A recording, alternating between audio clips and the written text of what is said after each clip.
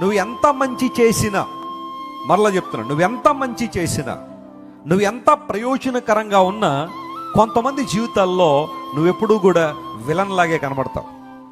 వారి బాగు కోసం నువ్వు ప్రయత్నం చేసినా, ఎంత మేలు చేసినా, కొంతమందికి నువ్వెప్పుడు కూడా కష్టంగానే కనబడతావు. ప్రపంచంలో అందరిని మెప్పించలే. నిన్ను నిందించే వాళ్ళు ఉంటారు, విమర్శించే వాళ్ళు ఉంటారు, నిన్ను ఎండగట్టే వాళ్ళు ఉంటారు. బహుశా కారణాలు ఏమన్నా ఉండొచ్చు, నిన్ను కిందకు లాగాలనే ప్రయత్నం చాలా మందిలో ఉంటుంది. మన దేశంలో అలాంటి ఇంకా ఎక్కువగా పుష్కలంగా ఉంటాయి. ఈ సమాజం ఎలాంటిదంటే, కొన్ని సందర్భాల్లో నీ కష్టాల్లో ఉన్నప్పుడు, నీ మీద రాళ్ళు వేయడానికి వస్తుంది, కానీ సమాజం నువ్వు ఇబ్బందులు ఉన్నప్పుడు నీకు సహాయం చేయడానికి మాత్రం రా. ఆ కష్టాల్లో నువ్వు ఉంటే ఆనందించాలనే ప్రయత్నం చాలా మందిలో ఉంటుంది. సైనికుని చేతుల్లో ఒక చేతిలో కత్తి ఉంటుంది, లేదా ఖడ్గం ఆయుధం ఉంటుంది, మరొక చేతిలో ఏముంటుంది, షీల్డ్ ఉంటుంది.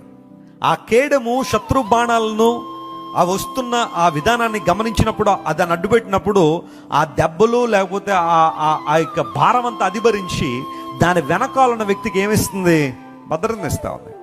దేవుడు మనకు కేడమై ఉన్నాడు, ఆయన నీ కేడముగా ఉన్నాడు. కొన్నిసార్లు అపవాది నీ జీవితంలో ఏదో ఒక ఉపద్రవాన్ని, ఏదో ఒక శ్రమను, ఏదో ఒక ప్రతికూలతను తీసుకురావాలని అపవాది ప్రయత్నం చేసి ఉండొచ్చేమో, కానీ నేటికి మనం సజీవులుగా ఉన్నామంటే అలాంటి కీడులెన్నో యేసయ్య కొట్టేశాడు కాబట్టి. హల్లెలూయా.